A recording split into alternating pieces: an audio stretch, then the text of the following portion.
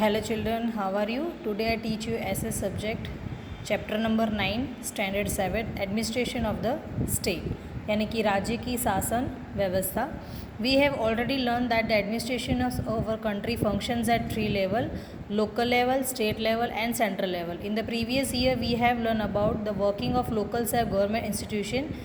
In this chapter we shall learn about how the administration function at the state level in a democracy. What are the function of the state government? What are the roles of ministries and member of the legislative assembly? So how do people put forward their questions and ideas to the government? How do they ask for the fulfillment of their demand? To understand more about this question, we shall take the example from the medical field. यहाँ पे कुछ dialogues दिए गए हैं जो हमको read करने हैं. यानी कि हमारे देश का जो संचालन जो 3 स्तर होते हैं, एक तो स्थानीय स्तर पर होता है, दूसरा राज्य और तीसरा है केंद्र. और स्थानीय जो स्वराज्य की संस्थाओं के कार्यकलापों के बारे में जान चुके हैं. तो प्रस्तुत प्रकरण में हम लोकतंत्र में राज्य स्तर पर कैसे संचालन होता है, राज्य सरकार कौन कौन से कार्य करती है, विधानसभा के सदस्य और मंत्रियों की भूमिका क्या है, लोग सरकार के सामने अपने प्रश्नों की प्रस्तुति किस तरह करते हैं, लोग शासन के सामने अपने विचार कैसे रखते हैं, कैसे कार्य का मांग किस तरह करते हैं. इन प्रश्नों के सोचने हेतु हम स्वास्थ्य संबंधित एक प्रसंग का उदाहरण लेंगे. सबसे पहले, according to the news on TV 10 people have died in Surat due to cholera. So how would I know? The only that thing that I care about is that I am not affected by this. So can people really die to an epidemic? First picture में ये बताया है कि TV में समाचार में बताया है कि कोलेरा में कारण सूरत में 10 लोग की मौत हो गई है. क्या मालूम बस मुझे यह रोग न हो, और क्या सही में रोग से लोग मर जाते हैं. और सेकेंड पिक्चर में है, I can hear a procession outsides. So we demanded that the administration take immediately measure to control the epidemic, and they should pay the attention to maintain cleanliness and take steps to stop the epidemic from spreading. So maybe it's because people are complaining against the cholera epidemic. So I think the people who are addressing the processions are leaders. Yes, they are leader. I have seen them on TV. तो ये rally कैसी है? शायद cholera की रोग संबंधित शिकायत लगती है. हमारी मांग है कि संचालन तंत्र तुरंत ही कॉलेरा के रोग की नियंत्रण में लाने की कदम उठाए. स्वच्छता और दवा छिड़काव पर ध्यान दे. हाँ, मैंने उन्हें टीवी पर भी देखा है. वे नेता हैं, रैली के संबोधित कर रहे हैं, वे नेता लगते हैं. तो इस तरह से यहाँ पर डायलॉग हो रहे हैं. And next is, you have read about the incident of the cholera epidemic and you have observed a leader of your area presenting health issue to the local health officials, the district collector or other officials. But have you seen the member of legislative assembly, MLA of your area? So have you heard about the legislative assembly? कभी आपने legislative assembly के बारे में सुना है? यानी उपयुक्त में हिस्से में अपने कॉलेरा की घटना के बारे में पढ़ा. आपने क्षेत्र की किसी भी समस्या को समाधान अधिकारी, जिला कलेक्टर या दूसरे पदाधिकारी के समझ रखते हुए अपने क्षेत्र के नेताओं को देखा होता है. और लेकिन आपने अपने विद्यालय को देखा है? आपने विधानसभा के बारे में सुना है कभी? तो विधानसभा के सदस्य को विद्यालय कहते हैं. MLA यानी मेंबर ऑफ लेजिस्लेटिव असेंबली के रूप में भी विधायक के पहचान जाता है. और MLA की पसंदगी जनता द्वारा सीधी चुनाव में होती है और अपने मतलब में से निर्वाचित होकर वे विधानसभा के सदस्य MLA बनते हैं और सरकार बनाते हैं. तो इस पर से हमें कह सकते हैं कि विधानसभा के सदस्य MLA लोगों को प्रतिनिधित्व करते हैं. इस तरह से वो लोग रिप्रेजेंटेटिव करते of the people. MLAs are the representative of the people. और इस तरह से वो लोग गवर्नमेंट भी फॉर्म करते हैं. So all the state of India have a legislative assembly. Each state is divided into different constitution. From each constitution one representative is elected by the people and the number of seat in a legislative assembly offers from state to state and decided on the basis of population. Election are held every 5 years. Candidates either represent a particular party or stand for election as an independent candidate. Thus, the MLA can belong to different parties. The Legislative Assembly of Gujarat has 182 seats and it is situated in Gandhinagar, which is the capital, and the Legislative Assembly meet in the Vitthal Bhai Patel Vidhan Sabha ग्रंथ। यानी कि जो भारत के प्रत्येक राज्य है विधानसभा होती है, तो राज्य के विस्तार के भिन्न भिन्न चुनाव क्षेत्र में विभाजित किया जाता है और प्रत्येक चुनाव क्षेत्र में से एक एक सदस्य निर्वाचित होते हैं। और गुजरात में विधानसभा के बैठकें 182 है और प्रत्येक राज्य की विधानसभा के सदस्यों की संख्या भिन्न भिन्न होती है, तो उसके सदस्य संख्या जनसंख्या के आधार पर तय होती है। और आपको पता होगा कि हर 5 साल में जब चुनाव होता है तब लोग अलग अलग पक्ष में से उम्मीदवारी करती है और अपेक्षा के रूप में उम्मीदवारी की जा सकती है। और अंत विधान विभिन्न राजनीति पक्ष के तथा कुछ विद्यालय किसी भी दल के न होकर निर्दय होते हैं और गुजरात की विधानसभा भवन राजधानी गांधीनगर में है। So let us learn about a minister of the chief minister is selected from among the MLA. The party which has the largest number of MLAs gains a majority with the support of other parties and or independent candidate from the government. The governor appoint the leader of the majority party as the chief minister. He and she is invited to form the council of ministers. The party that form the government is known as the ruling party, while the other party forms the opposition. जैसे कि जो लोग विधायक होते हैं तो उनमें से मंत्री या मुख्यमंत्री कैसे बनते हैं, यहाँ हम जाने कि एक चुनाव के बाद जिस राजनीतिक पक्ष का विधानसभा में बहुमत हो या बहुमत सदस्यों का समर्थन हो तो उस पक्ष की सरकार बनती है। और जब राज्यपाल उस पक्ष के नेता की राज्य के मुख्यमंत्री के रूप में नियुक्त करते हैं तो उन्हें मंत्रिमंडल यानी प्रधानमंडल को रचना करने के लिए आमंत्रित करते हैं। तो शासन करने वाले राजनीतिक पक्ष को शासक या सत्ताधारी पक्ष और दूसरे पक्ष को विपक्ष कहा जाता है। और जैसे ही after the election the governor appoint the chief minister and the council of ministers who will collectively responsibility for the administrations and of the state and the functioning of the various ministries, and each ministry is housed in different office premises. The legislative assembly is a place where all the MLA belonging to both the ruling party and the opposition assemble for discuss. Many MLA have dual responsibility as an MLA and as a minister. The other organ of the state government is executive, which comprises of the government and the chief minister and the council of ministers. The administration officials who work under the guidance and control of the minister are also a part of the executive body. The council of ministers are called government executives, while the ministers officials are known as administrative executive.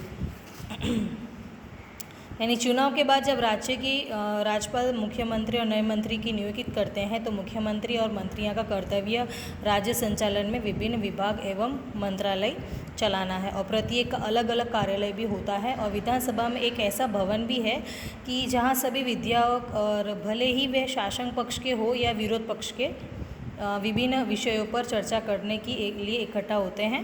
और सरकार में शामिल विधायकों की दुल्हेरी जिम्मेदारी होती है, तो एक विधायक के रूप में और दूसरे मंत्री के रूप में होता है।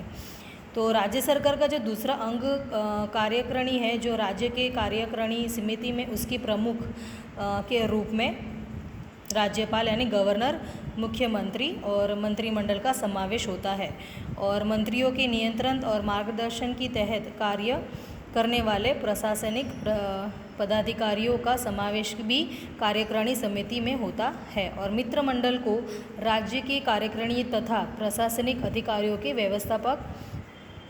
व्यवस्थापिका और कार्यकारिणी कहा जाता है। तो इस तरह से MLA and as a ministers and now next is governor. So each state of India has a governor, हर एक स्टेट में गवर्नर है and he or she कोई भी हो, so appointment the president for 5 years. After consulting the prime minister, the government is the constitutional head of the state and the entire administration is carried out in his her name. The governor ensures that the state government functions according to the constitution and the functions of the governor are, यानी कि जब भारत के प्रत्येक राज्य में जब राज्यपाल होते हैं तो पहले तो मतलब गवर्नर यानी कि राज्यपाल होते हैं, तो उनकी नियुक्ति देश के राष्ट्रपति प्रधानमंत्री की सलाह के मुताबिक ही 5 साल के लिए करते हैं। तो राज्य सरकार संविधान के नियम अनुसार संचालन करे, इसीलिए राज्यपाल की नियुक्ति की होती है और राज्यपाल राज्य का संवैधानिक प्रमुख है और राज्य का सारा संचालन उनके नाम से होता है। और राज्यपाल में निर्वाचित बहुमति प्राप्त पक्ष के नेता को सरकार बनाने के लिए आमंत्रित करता है और राज्यपाल राज्य के मुख्यमंत्री और मित्रमंडल के सदस्यों को संविधान का वफादारी और गुप्तता की शपथ दिलाते हैं और विधानसभा की बैठक बुलाते हैं एवं स्थगित भी रख सकते हैं। तो विधानसभा में पारित विधेयक पर हस्ताक्षर करके मंजूरी भी देते हैं। तो इसी तरह से जो हमारे गवर्नर्स हैं सारे पॉइंट्स के हिसाब से दिए कि उनको क्या क्या काम करने होते हैं, हस्ताक्षर भी देने होते हैं। और इसमें ऐसा है कि विधि संबंधित विधेयक के लिए उनकी पूर्व अनुमति भी ज़रूरी होती है। तो विधानसभा में द्वारा 3 वचन की प्रजित विधेयक पर अध्यक्ष यानी कि स्पीकर के हस्ताक्षर यानी सिग्नेचर होने के पश्चात राज्यपाल के हस्ताक्षर के लिए भेजा जाता है और उनके हस्ताक्षर होने के बाद ही विधेयक कानून बनता है। तो यदि राज्यपाल बिना हस्ताक्षर कई उसे विधानसभा को लौटा दे तो पर विधानसभा में आवश्यक विचार चर्चा करना पड़े और सुधार करके वे विधेयक को राज्यपाल के पास मंजूरी के लिए पुनः भेजा जाता है और वह स्थिति में अध्यादेश जारी करते हैं और सर्वोच्च न्यायालय की अंतर्गत आई हुई न्यायालयों के न्यायाधीशों की नियुक्ति करते हैं और राज्य की गतिविधि के बारे में राष्ट्रपति को अवगत करते हैं। तो इस तरह inform to the president about the functioning of the state government. So if a bill is not signed by the governor and it's sent back to Vidhan Sabha with his suggestion, then the MLA have to debate on his suggestions। तो इस तरह से इनका governor को इस तरह से सारे जो रूल्स रेगुलेशंस हैं वो करने पड़ते हैं। और नेक्स्ट है चीफ मिनिस्टर। अब चीफ मिनिस्टर का क्या काम है यहाँ पर हम देखेंगे। Chief minister is the head of the council of minister, a very important position in the state government।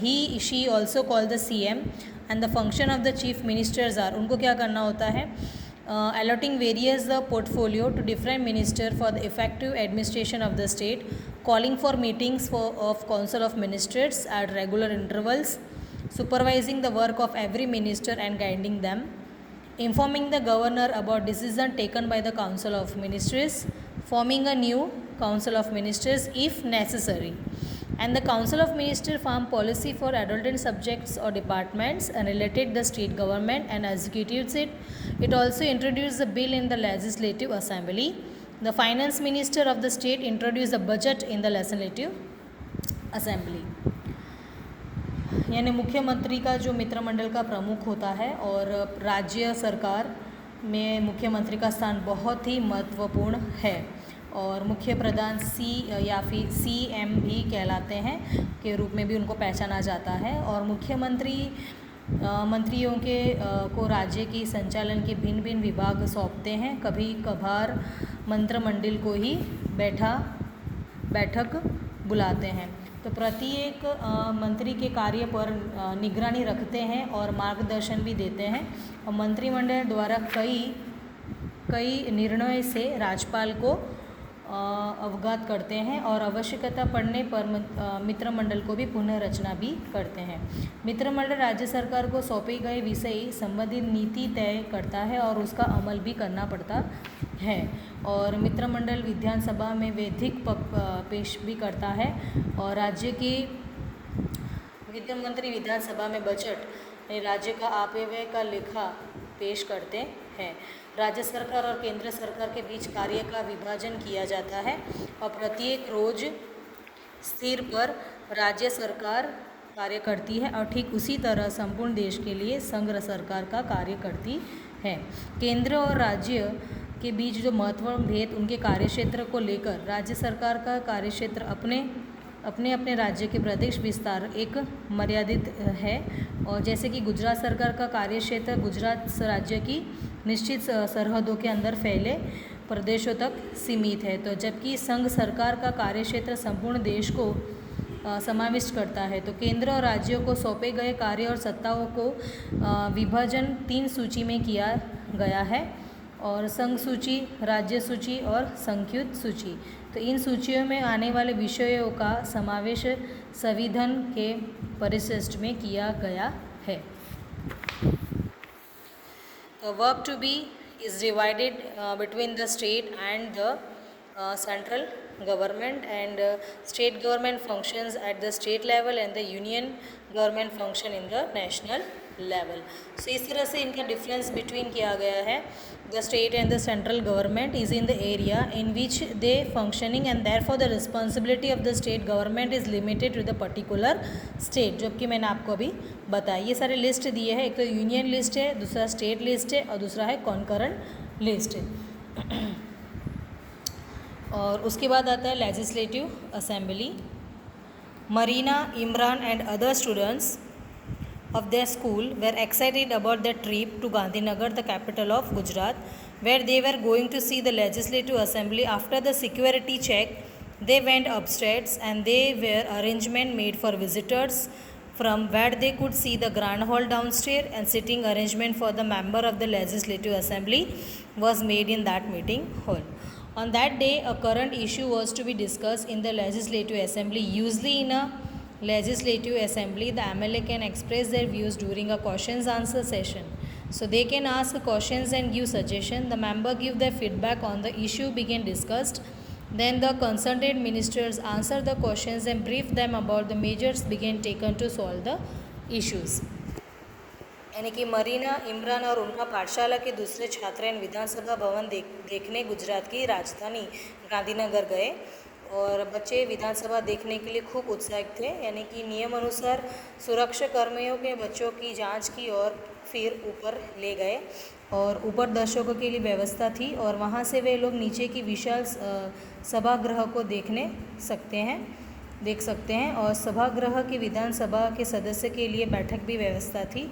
तो इन दिन विधानसभा में वर्तमान की समस्या पर चर्चा होने वाली थी, तो विधानसभा के प्रश्नोत्तर के समय विधायक अपना विचार व्यक्त कर सकते हैं, संबंधित विषय पर प्रश्न पूछ सकते हैं और सलाह भी दे सकते हैं कि सरकार को इस विषय में क्या करना चाहिए। सदस्य इस विषय पर अपना प्रतिभाव भी दे सकते हैं। बाद में संबंधित विभाग में मंत्री प्रश्न के उत्तर देते हैं और आवश्यक कदम उठाए जा रहे हैं उसकी स्पष्टता करके भरोसा देते हैं।